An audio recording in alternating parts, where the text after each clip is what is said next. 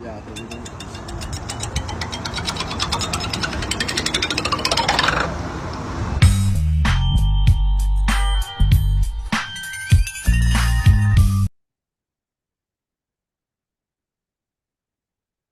It's the end of an era, folks. A very short era, but an era nonetheless. Farewell. Welcome.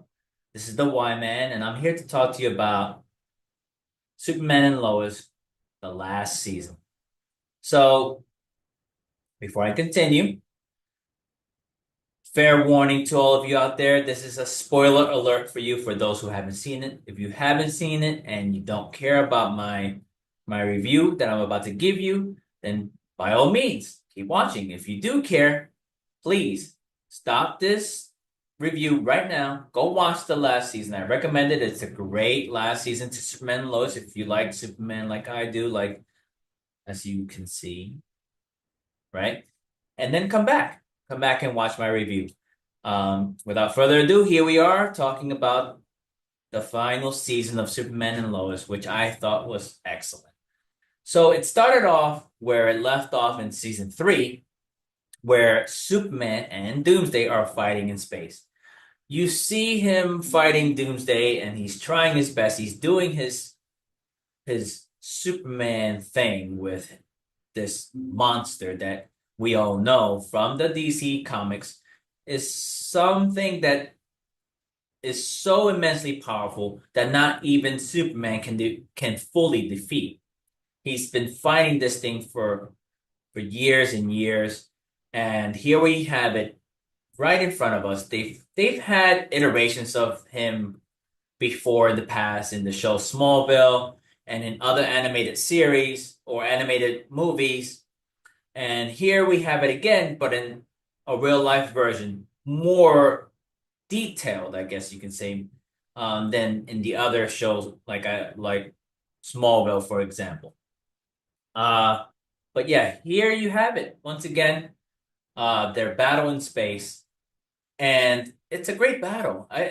Considering from what I heard that this is going to be the last season, and CW did not have the same kind of budget it had in the other three seasons. I still think it did a good job considering it's definitely not Avatar, The Way of the Water type level, but for whatever budget it had, it did a great job. At least I thought it did. And you see Superman struggle, right, with this creature that no matter what you do, Superman is really trying to defeat this thing.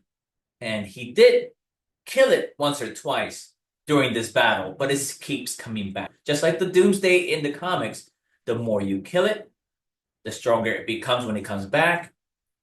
And then it becomes unstoppable. There's what else can you do?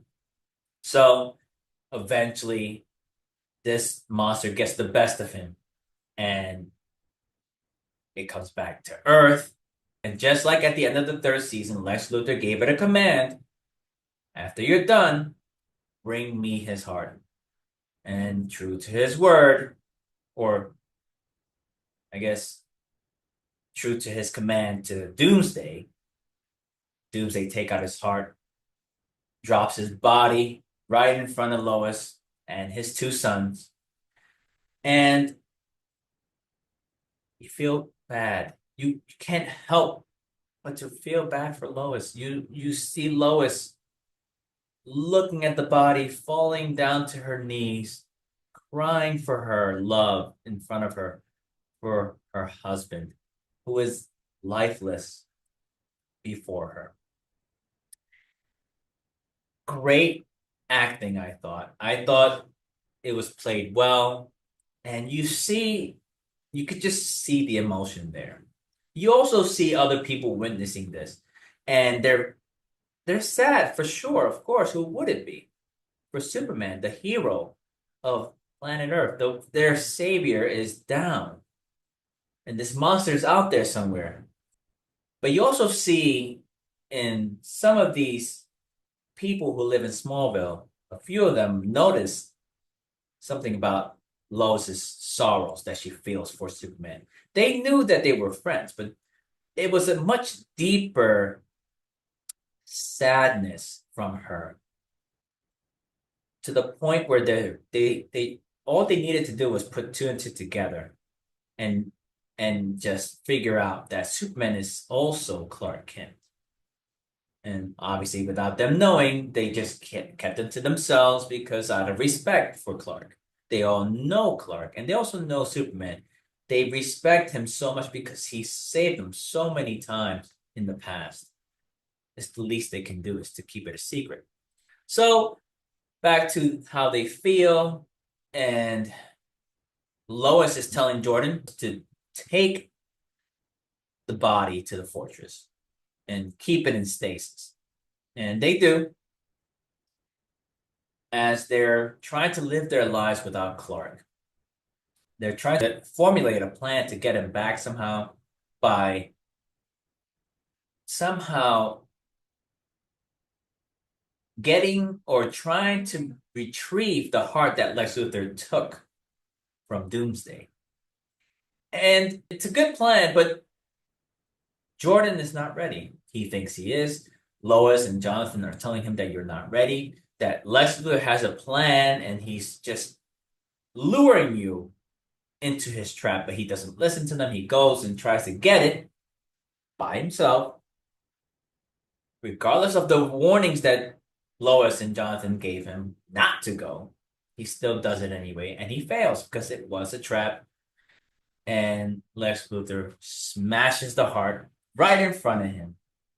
It was another scene that you just felt for Jordan because he didn't feel like he was the hero he needed to be. He felt like he needed to prove himself. And this is one of those things that he could not fail, and he did fail. Because that was his father's last chance of coming back to life. And it's all his fault. He feels it, he knows it. And they, of course, they don't really blame him for this, what he did. At least Lois doesn't. And Jonathan doesn't really say it to him at first, but eventually he gets mad at him. And you see them both kind of arguing with each other. Eventually he steps away, right? Because he wants to be alone. Goes to the barn. He's crying because he didn't get a chance to say goodbye to his father. I feel for Jonathan. I really do. And he's telling Jordan because Jordan just keeps crying. Forgive me, please. Just tell me that you forgive me, that you don't think I'm a failure, I guess. Even though he thinks he's a failure. I fudged it up, right? But Jonathan tells him, look, I don't want to talk about this anymore. I really don't feel like talking to you right now. Just leave me alone. He keeps telling him that, and he doesn't leave him alone. And eventually he gets really mad. He starts to punch this wooden beam within the barn that he's in. And then he gets hurt, but then you see him healing himself quickly. And then all of a sudden, he feels like he's getting changed into a different person. He gets his powers finally, and he's excited about it. And you see him flying all over the place. And now both Superman and Lois's sons have powers. So Jonathan is doing saves because his father is no longer around. Lois is doing her best without Clark. And in behind the scenes, the General Lane, Lois's father, of course, has a plan because now they have no other choice. They are down to like their last resort where they have a serum, and his original plan was to inject a specific heart. I don't know where he was going to get this heart from. He was waiting on some specimen of a heart somewhere to inject it and then give it to Clark via heart transplant through the fortress and everything. But that didn't happen because Lex Luthor was also looking for information from General Lane about his daughter. Of course, of course, Lex Luthor he has his own schemes. Even after Superman is dead, he still wants to get back at Lois, and he still wants to do what he wants to do in his own life because he missed so many years while in prison of his daughter's life, the only one he truly loves. And at least that's what you think. And he's threatening General Lane, saying, "Look, if you don't do as I say, I'm going to send Doomsday to where you are and make you tell me." But at this point, Lex Luthor also has other moles within the DEO or I'm sorry, the DOD, within the DOD. And, you see this one mole who's a soldier trying to get the information from General Lane. General Lane, of course, is not giving it up because he gave his word. He's a man of his word. He gave his word to Lex Luthor's daughter, to this young lady, saying that I will never give away your position, your location, especially to Lex Luthor, the worst father of them all. And yeah, they're struggling within the DOD in General Lane's office, I want to say, I think, or some place within the DOD. He gets the serum from that area. And during that moment, he's struggling with the soldier about the information that he needs for Lex Luthor. He doesn't give it up. And during their struggle, the gun goes off and a bullet hits General Lane in a vital area where now he has a short time before he actually dies. So what does he do? He can't wait any longer for this heart to show up or whatever he's waiting for.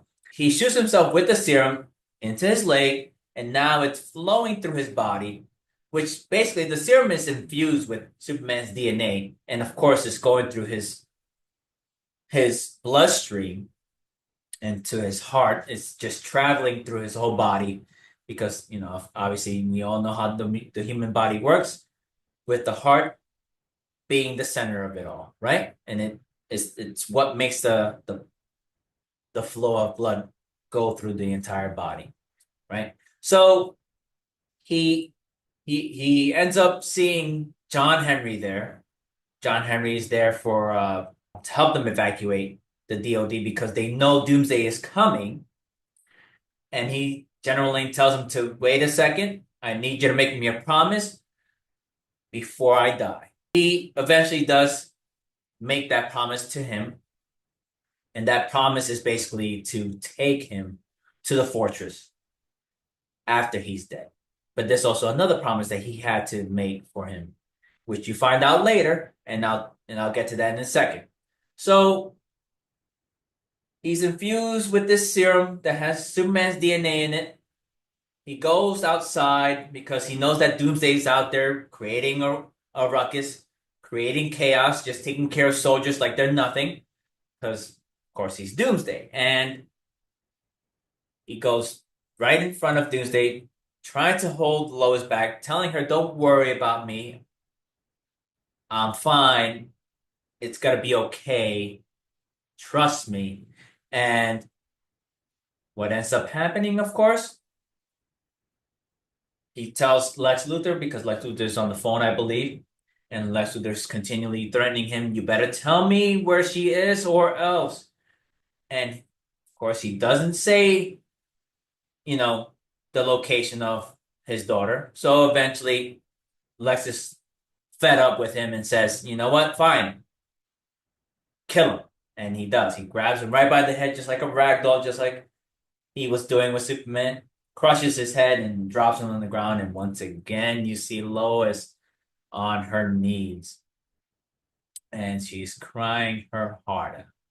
She loses another person in her life, another man that she loves dearly. And at this point, you can't help but to feel like the chips are down for them, for this family that you've grown to love from season 1 until now. You just feel like you just want to give it a little bit of a tear here and there. You can't help but to just feel emotional, right? Great acting, truly. So back to the show. Great show, guys. Really is great show, great acting, great script. John Henry Irons says to Lois, I know you're going through a lot of pain right now, but I have to take his body. I made a promise. Please let me take his body. She does let him do it. Takes him to the fortress, convinces the holographic mom to take the heart out and put it into Clark's body. She has doubts. She has this kind of like hesitation because it's a human heart. Even though it's infused with Superman's DNA, there's still risks involved. If it's not a Kryptonian heart, it won't fully, I guess, be applicable to his body, to his Kryptonian body.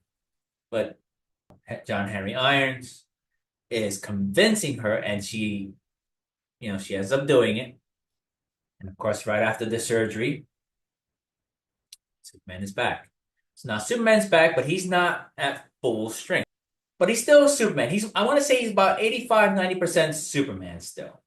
So Lex Luthor, of course, gets wind of this, and he's still in control of Doomsday. I don't know how, but he's still in control of Doomsday. And he's like, I need to do something. He's back. So what am I gonna do? He still goes on with his plan. Superman is trying to talk to him now because what else can you do since you have like this huge Doomsday arsenal at your control, right? And he's telling him, look, I'm not going to let you hurt my family, but I understand we did you wrong. You were in prison because of us, because of the evidence that we put out there that incriminated you, and all of it was false. You weren't the one. But still, you are who you are. You are Lex Luthor. You still should have gone to prison for a million other things. However, he apologized regardless. And he's telling him, even though Lex Luthor doesn't want to hear it, he tells him anyway, look, you have my apology, regardless of what you may think. And Lex Luthor doesn't buy it, doesn't care, whatever. He's like, look, I'm going to do whatever I want. I'm still going to make you guys pay, you and Lois. And believe me, even though I'm talking about Superman a lot, Lois also has her part in this season. So she takes matters into her own hands. She does not want to see her husband die again, right? And even though their sons have powers, they're doing their thing. They have their own experiences, and they're doing their thing. They're trying their best to help their father out. I'm kind of going too fast within the season right now. Let me go back to what I'm saying about Lois. She's also an integral part of the season because behind a great man, there's always a great woman. And she is definitely one of them. She's her own powerhouse. She has it all. She's strong. She's confident. She's smart. And she takes it upon herself because she doesn't want to see her husband die again. With this creature being out there. So she uses this device that we all know she used to use to call for Clark whenever she needed help. She would activate it and it would send out this high-pitched alarm that only he can hear, this high-pitched sound that only people with super hearing can hear. And he would come and, save the day. But in this case, she used it far away, close to where I believe she thought maybe Lex would be. She activates it, and Doomsday shows up instead of Clark. In the beginning of the season, where Doomsday kind of recognizes Lois. And you know why? Because of the last season, you know where Doomsday came from or how he used to be before. He was bizarre before. And now, thanks to Lex Luthor, basically going through this montage of torture with him, killing him and reviving him, killing him and reviving him, rinse and repeat, he becomes Doomsday. But he still has that small connection with this world's Lois. And Lois sees that and takes advantage of that fact, talks to him in a passionate way, saying, "Please leave my family alone. I beg of you, could you just have it within you, whatever is in there that knows me, you know that I love this version of Superman, just like that other Lois loved you. Please, can you just do that for me?" And he does. For whatever reason, he goes away to Lex's lair and shuts down, I guess. Somehow kills himself permanently. I don't know how that works, but whatever. So that happens, and now they're safe again, but Lex is still the criminal mind that he always is, the genius that he says that he brags about to the world. He has other tricks up his sleeve, so he brings in this super genius to help him out. This super genius steals John Henry Iron's armor, modifies it, and gives it to Lex, and only obey him instead of John Henry Irons. And it works. And now he has this suit, and within the suit, there is this video of, I suppose, his version of Doomsday in that other bizarro planet, I want to say. And that was more like I guess, a more evolved version of Doomsday. And somehow he was able to bring back, with that information, the Doomsday that they had in this world. And now you see him again coming back to life, looking like legit comic book Doomsday. Again, even though the budget wasn't as much as it was in the other seasons, but they did a pretty good job, in my opinion. And it was a great scene between him and Superman again fighting together. His sons are not helping him because Superman told them not to help, to go help out the civilians of Smallville and protect them. Lois ends up convincing them to go help his father because, of course, like I said, she does not want him to die again, especially him being not at full strength. So they help him out. They formulate a plan to kill Doomsday, and when it does happen, you see Doomsday on the ground, and before he comes right back to life and stronger than before, Superman says, "You know what? I have to destroy this creature once and for all, and the only way to do that is to take him to our sun, where he gets weaker instead of getting stronger." Because Doomsday's, I guess, powers come from a red sun. And that was actually kind of weird now that I'm mentioning it to you, because why didn't he decrease in power after being in this world for so long? Curious about that. I'm not sure. Maybe you guys can answer it in the comments below. But I digress. Let me continue. So he takes him to space again, towards the sun. And then somehow Doomsday wakes up, frees himself from Superman's grasp, and right before Superman is about to give him one last blow so that he can just fly towards the sun, he just seems to give up because, I guess, he doesn't want to continue on anymore.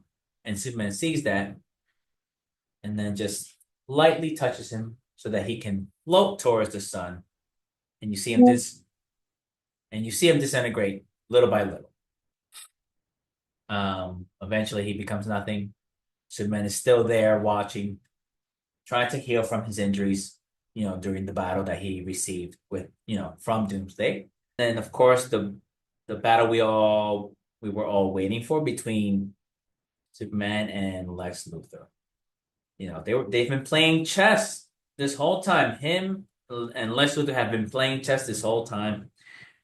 They were here, check there, check here, check there, until eventually one of them says checkmate, and we all know who that is. It's Superman. He wins at the end. They end it with a bang. The two sons grow up to be men. Of course, they're heroes, I'm sure. Superman also gets older, so does Lois, but she also gets cancer. The cancer also comes right back to her at an older age. And it's a sad moment to see her go in within the season at this last episode around maybe 15 minutes ago. And it was really emotional, I thought. Also, after she dies, he's trying to live life without her. It was kind of like the reverse now. She was trying to live life without him at first when Doomsday took him away from her, and then now he's trying to live life without her because cancer took her away from him. So you see him struggling through life, but then he gets a dog and names the dog Crypto. I thought that was very cute. I thought that was a cool thing that they added to the show. So he becomes like, close to the dog, and he's living life normally now with this dog. And eventually he also gets a heart attack. He also passes away. His sons are there by his bed. I'm sure I'm sure saying their goodbyes, and he ends up narrating the end of his life, which you see him talking about how he says it was amazing because of all the emotions that he felt, all the virtues that he's going through, like joy and peace and friendship and forgiveness. And then, of course, at the end, he sees Lois as her younger self, and the last virtue he describes, or the last emotion that he describes, is love. And we should all just look for it within our lives because that's everything to him, and he believes that should be everything for everyone else. Uh, what else is there to say? I thought that was fantastic. The whole season, honestly, the whole fourth season was just beautiful. You were able to see like the changes within their sons and the changes within their relationship and what they meant to each other and how they were able to win against this foe, you know, the a very, very powerful foe physically and also a very powerful foe mentally, right? They were able to overcome all these things and they had each other, and it was great. It was lovely. It was just a really good ending, in my opinion. I recommend it to all of you to watch this. Definitely, I'm gonna give it a 4 out of 4 Y-Mans thumbs up. That's all I have to say to you all out there, and I'll see you